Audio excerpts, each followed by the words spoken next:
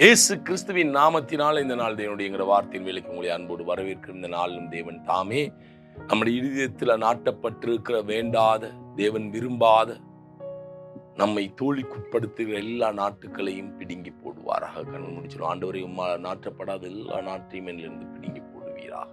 ஹல்லேலூயா. இந்த நாள் தியானிப்பதற்காக எடுத்துக்கொண்டு வேத பகுதி மத்தேயு 15ஆம் அதிகாரம் அதனுடைய 13வது வசனம். அவர் பிரதி உத்தரமாக, என் பரமபிதா நடாத நாட்டெல்லாம் வேரோடே பிடுங்கப்படும்.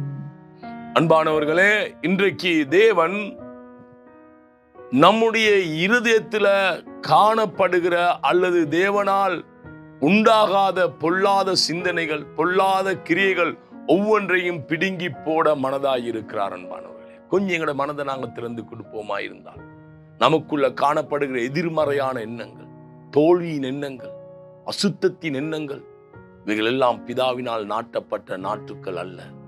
ஒரு புறம் இயேசுவினால் விதைக்கப்பட்ட நல்ல விதைகள் நமக்குள்ள வளர்ந்து கொண்டு வருகிறது.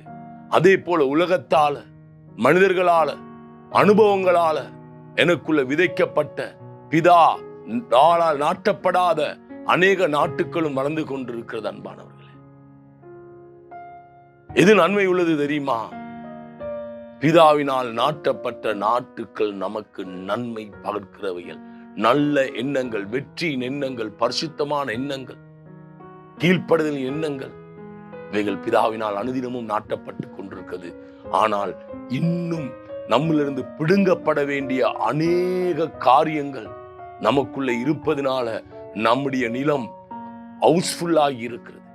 இன்றைக்கு அந்த நிலத்துல ஹல்லேலூயா, பிதாவினால் நாட்டப்படாத நாட்டுக்களை இயேசுவே என்னிலிருந்து பிடுங்கி போடும் என்று நீங்கள் சொல்வீர்களாக இருந்தா, அதை அவர் பிடுங்கி போட்டு இன்னும் புதிய நாற்றுக்கள், செழிப்புள்ள நாற்றுக்கள், நல்ல கனியை கொடுக்கக்கூடிய நாற்றுக்கள், உயர்வான கனியை கொடுக்கக்கூடிய நல்ல உயர்தர திராட்சை செடிகளை, நல்ல எண்ணங்களை தேவன் உங்களுக்குள்ள இன்னைக்கு நடுவதற்கு ஆவலாகி இருக்கிறார். அன்பானவர்களே, செய்ய வேண்டியது ஒன்றுதான். அப்படியே அர்ப்பணித்த ஆண்டவரே, எனக்குள்ள இன்றைக்கு காணப்படுகிற நீ நாட்டாத எதிர்மறையான எண்ணங்களை என்னிலிருந்து பிடுங்கி போடும் ஆண்டவரே.